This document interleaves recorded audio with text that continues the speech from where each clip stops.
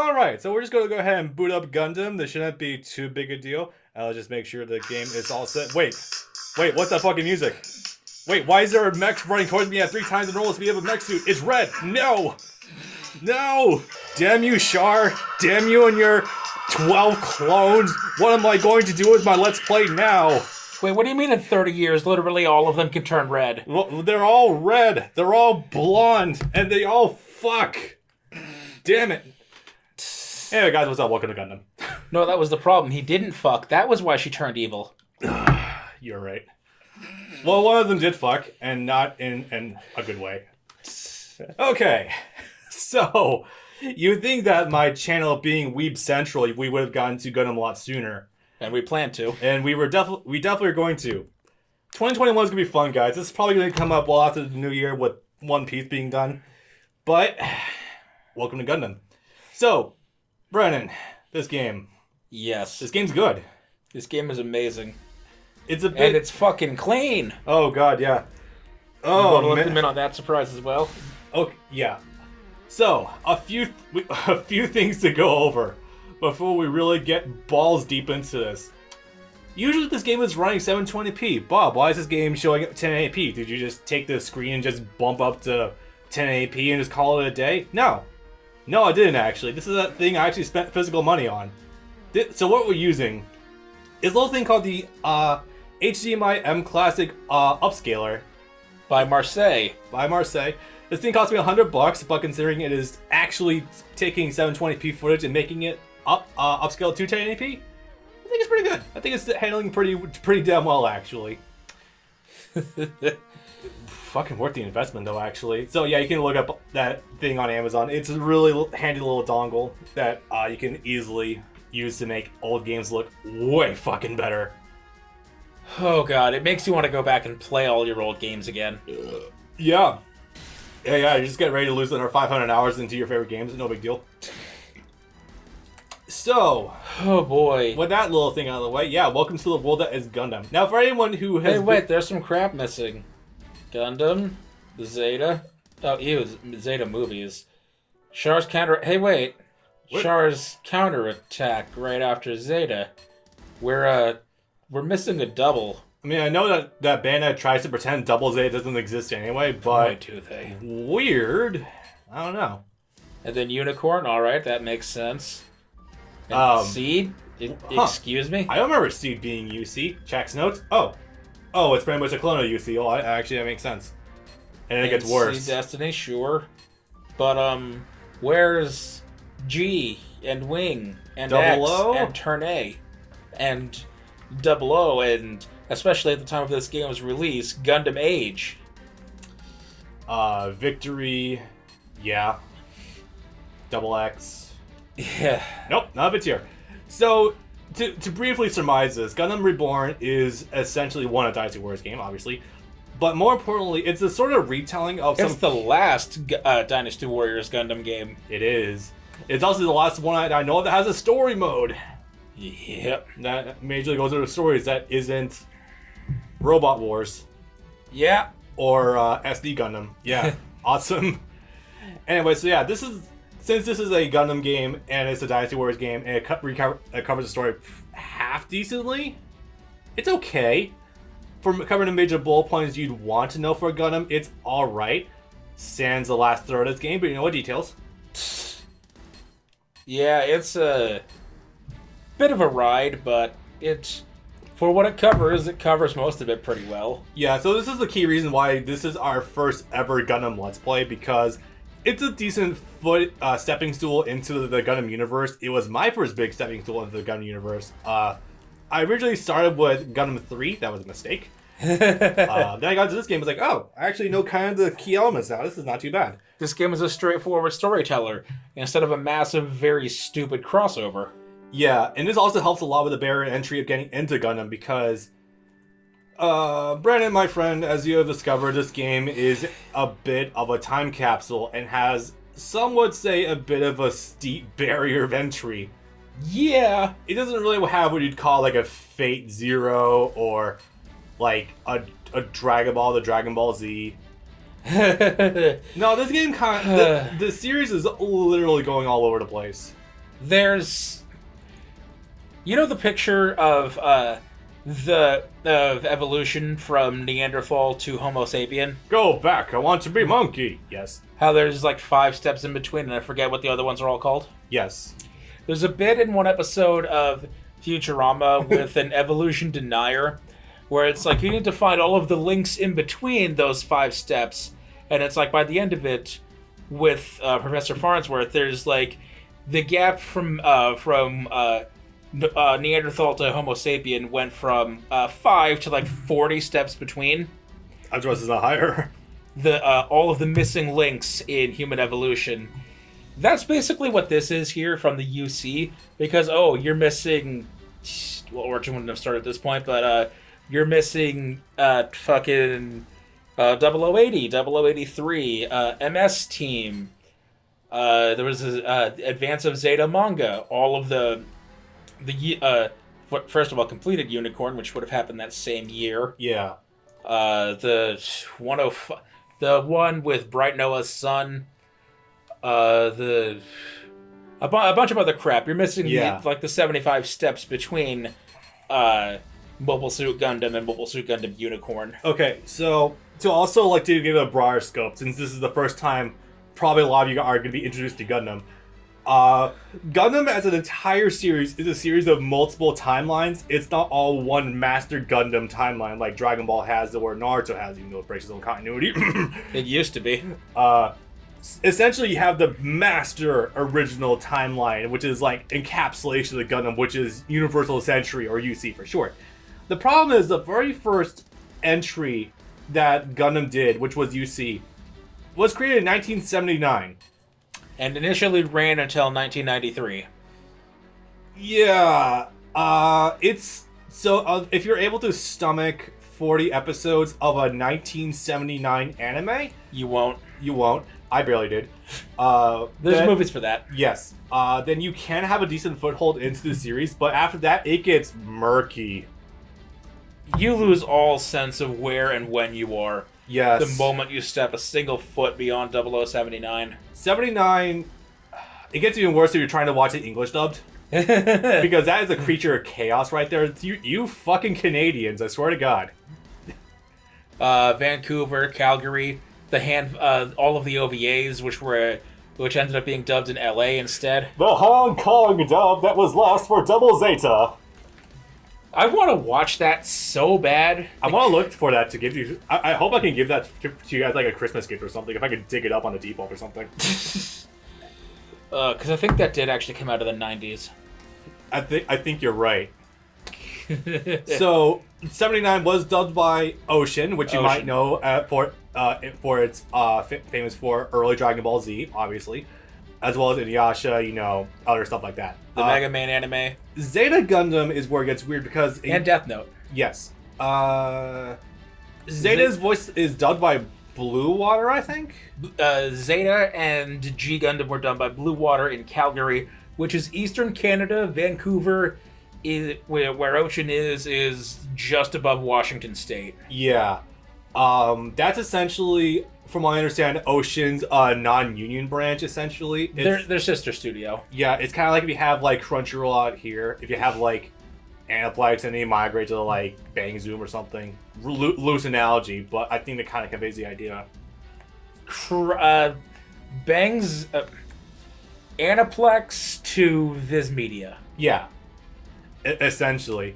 And then you have the sequel series to Zeta, which is Double Zeta, and that doesn't even really have a dub, officially speaking. Not a legal one. Not a legal one. And then you skip forward a few years to Shark's Counterattack, which does have an official Canadian dub from Ocean. Thank you very much. Then we're back to Ocean, yep. And then we skip to UC, which is... Checks notes. 2010s? Okay, we jumped from 93 to 2010. This is interesting. And we're back in LA again, where the OVAs were dubbed. And this is Viz, right? I think so. Bang Zoom, but yeah. Bang Zoom, okay, even better. The studio, yeah. Yeah. And then I don't even fucking know what... Is Seed Ocean? I don't know. Seed was Ocean. This is a wonderful time to be talking about this. Seed and Destiny were Ocean back in the day. Oh, yeah. But almost 4 years ago now, A re-release of Gundam Seed was announced. Just Seed, not Destiny, was announced to be coming out because Right Stuff has been putting out those Ultra Collector's Editions of most of the primary Gundam series. I bought the one for 00. It's fantastic. Keep that date in mind, 3 to 4 years ago.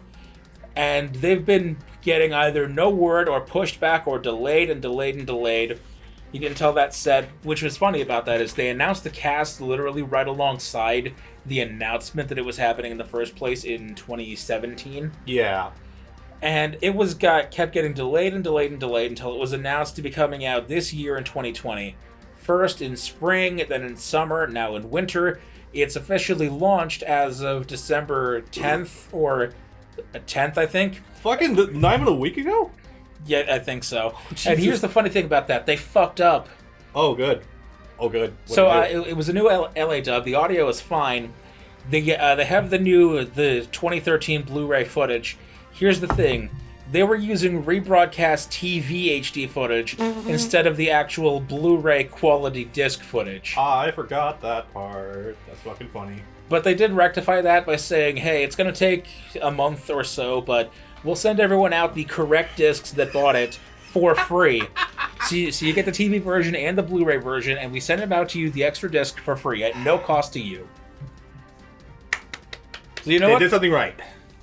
That is a fair compromise. We fucked up. We'll give you we'll correct our mistake for free. I am fully convinced that the dub was handled by some like audio engineer gremlin living in a basement over in like California, and just he was paid like literally scraps, and he could only work out for like half an hour a week. Which is funny too, because this is another one of those NYAV dubs, which most of the modern Gundam dubs have been, which is LA and New York. Yep. The only modern exception that I can think of is Build Divers and Orphans, which both of those were just LA, but all of Origins and all the modern UC stuff, like Unicorn, etc., were both LA and New York talent. Fucking Kevin T. Collins, your Griffith voices, I think, the main villain of of Seed, right? Doesn't he voice the clone, I think? He might. I don't think that's him. I feel like he did. I feel like he voiced no, not Mula Flogga. That's the guy. That's one of the guys. The good Raul guys. Crusade. Yeah, I feel like that might be the case. I'll have to double check that, but I feel like it might be the case. It might be. But before we get to any of this bullshit, we have to go back to the beginning. We have to go back to the past to watch an old anime that is objectively okay, but doesn't quite hold up by today's standards. That by today's standards kind of sucks ass. Yes. 79. Oh man.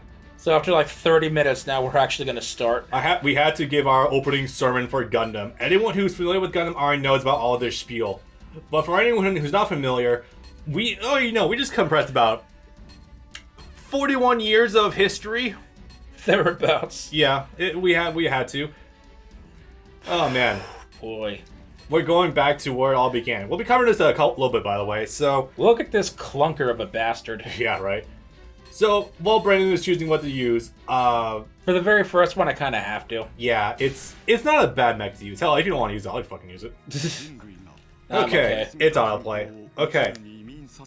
So, here's essentially the 3 main lessons of UC. War is hell. Humanity evolves. We have the Force. But we don't have the Force. But we don't introduce the fact that the Force exists until the last 5 episodes of the show. That's not true. We don't introduce it like 2/3 of the way through. Like people started speculating that Amuro might be one of these legendary supposed new types, which I think the only other one before this is literally Lala. But that's about it. It's a fun ride. And then our show gets its budget slashed twice. Yeah. Oh man, where do we even begin with this? So essentially, the reason why you see UC 0079 is because 00 was goodbye Australia. By Australia. Oh, my arm back is gone. Crikey, that's a big one coming down on us, mate. Sorry, that's probably offensive to someone. More offensive than the colony? That's fair. That's very true. So anyway... some people would call racist jokes as bad as genocide. They're stupid, but there are people that think that. That is true, unfortunately. Anyway, so the whole stuff for UC-79 is that humanity is migrating into space, but that brings with it a lot of politics. Like, since Amuro got a fucking tan. think of it like the American colonies, in essence, when they didn't want to be. Actually, that's literally it. How did I just figure that out? Yeah. God fucking damn it! Sorry. Get these politics out of my anime. Out of my world. This show is too political for my taste. Get these American politics out of my World War II apologizing Japanese anime. Do I say it now or do I save it for later? Oh, some of these have to come from the Journey to Jaburo game, because there's no way you're getting. That's not anything more recent at this time. Oh yeah, you're right. This is very like 1990s drawn, like at least with the lighting. Yeah, and that was the only thing that redid scenes from 79, because you're definitely not getting that out of 79, and that's also not a portrait. Yeah. So, 079 is a huge allegory for the American colonies as well as capitalism corrupting people in a funny sort of way. And so, it's funny how like timeless this show is. Wow, this upscale makes it look pretty. Yeah. Like, I can feel the ridges on Amuro's drawn notes right there. Holy crap. Alright. Also, if you see some goofy-ass designs, late 70s designs, people. I shouldn't have to mention, there's an actual term for this, but like, how people in the past view the future versus how we view things of what the future is going to be going forward. We might have actually been here by now if it weren't for fucking Iraq. Anyway, sorry. We are going to get this is going to be a very political playthrough, guys. I want you to know that, because We're not allowed to talk about Iraq, specifically on the basis that Mobile Suit Gundam 00 is not in this game. Fuck, you're right. We can talk about Vietnam, though. Yes, we can. Because AWS team is almost a one-to-one allegory of Vietnam. Yes. I'm not wrong. No, you're right.